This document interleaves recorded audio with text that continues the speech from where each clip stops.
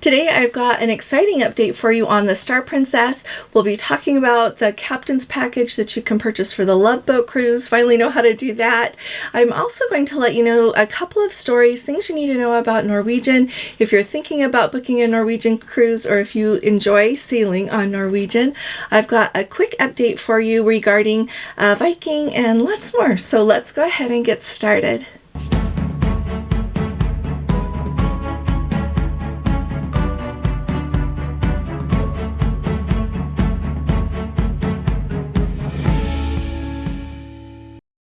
Hi there, this is Allison with Let's Go Travel Tips. Today is Thursday. It is July 31st of 2025, and if you haven't subscribed to our channel yet, please go ahead and click on the subscribe button today. Also, if you appreciate my updates, would you please give this video a thumbs up? We are really glad to have you all here with us and look forward to seeing you here every day to keep up with cruising. So I want to start off today talking about Norwegian. Two big things Norwegian is in the news for today. Number one, they released their quarterly earnings earlier this week. I spoke with you about Royal Caribbean Corporation. They released their quarterly earnings. This is for the second quarter of 2025, and Norwegian did an excellent job once again. It's really interesting to see what they project that they are going to earn and all of the things that they are going to accomplish moving forward, and Norwegian did a really good job of hitting the nail on the head this quarter. It was really interesting to me that I read that the stock was surging before the stock market opened this morning. So by the time, I just wanted to give you an idea of what that's looking like.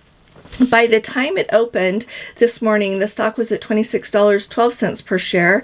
And here local time, I am late again today, Mountain Standard Time, it's just after 1 p.m. and the stock right now is at $25.46. To give you a point of reference, the 52-week high is $29.29. So what is it that we cruisers need to know about this?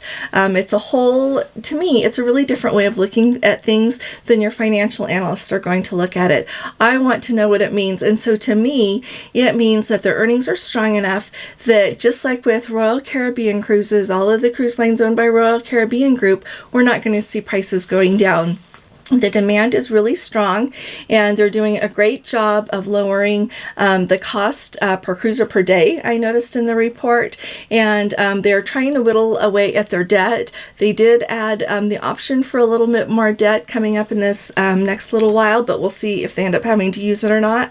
But what we really need to know is that earnings are really strong. We're not going to see the prices, suddenly going down. I know that there's a lot of people that are waiting for the cruise lines for this little bubble to burst so that they can book a cheaper cruise. And let me tell you, I don't have a date in mind anywhere down the future that the bubble is going to burst, simply because so many people want to travel. So many people want to cruise. They want to have the experience of doing something rather than just going to the store and buying something. So I think that the demand for cruising is here for at least the foreseeable future. Tell me what you think in the comments, would you?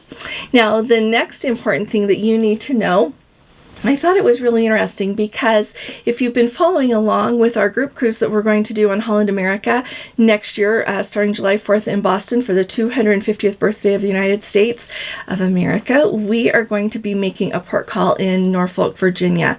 Norfolk is a really nice place for cruise lines to call simply because it is so handy. Yorktown is close, Colonial Williamsburg is close, Jamestown, so much history right there in that area.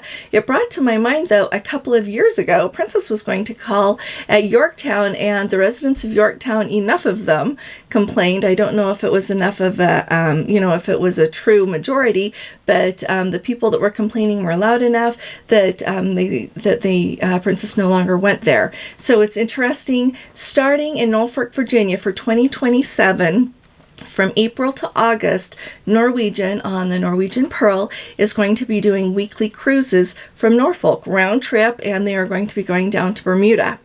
And so I wanted to let you know about that because, like, what a fun place to do a family vacation and see all the history, take a fun cruise, come back, see your history before or after or both, and then away you go. So let me know if that sounds exciting to you and like something you would put on your agenda because of where they're sailing from. I think it's really, like I said, I think it's really, really exciting.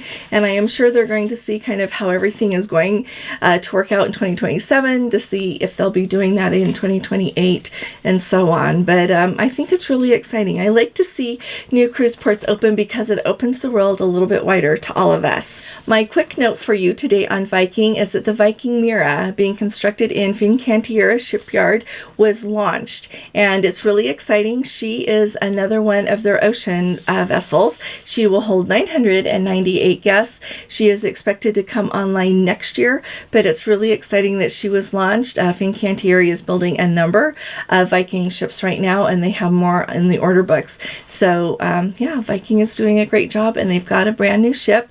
They have not christened her yet, but the Viking Mira has been launched. So more exciting news.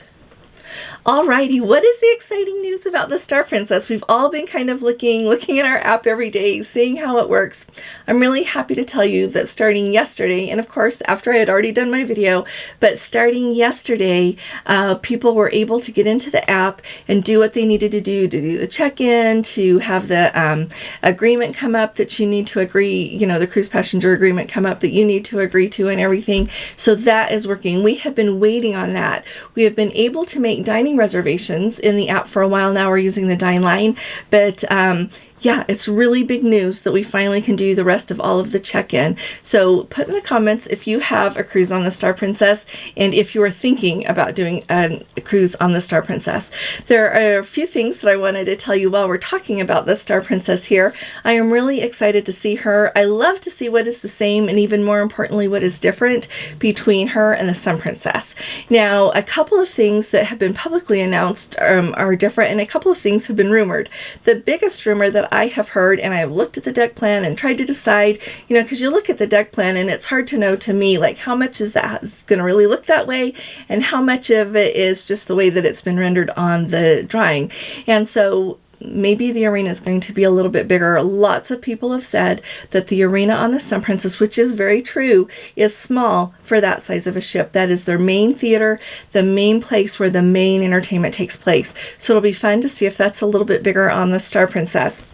What I am excited about, though, is they have expanded the non-smoking area of the casino. They officially said that they have added 68 more slot machines. I love that they have a non-smoking area, and I'm going to look forward to showing you what that looks like when we get on the ship. Another important thing, O'Malley's Irish Pub is so very popular on all of the ships, especially when the Irish band is playing there, but they have expanded that on the Star Princess.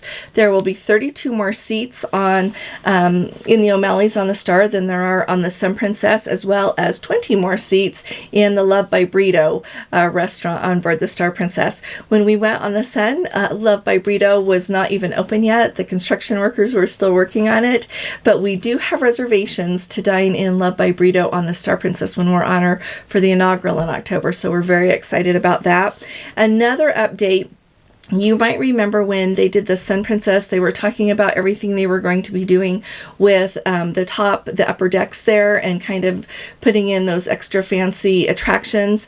On the Star Princess, they haven't even said they're going to be doing that. It's going to be their Skydeck Sports Court like we've seen come in on the Sun Princess, and we're going to have the pickleball court, basketball, jogging, and just a lot of recreation type things going on up there, which I think is really nice. So I'll show you what that looks like too.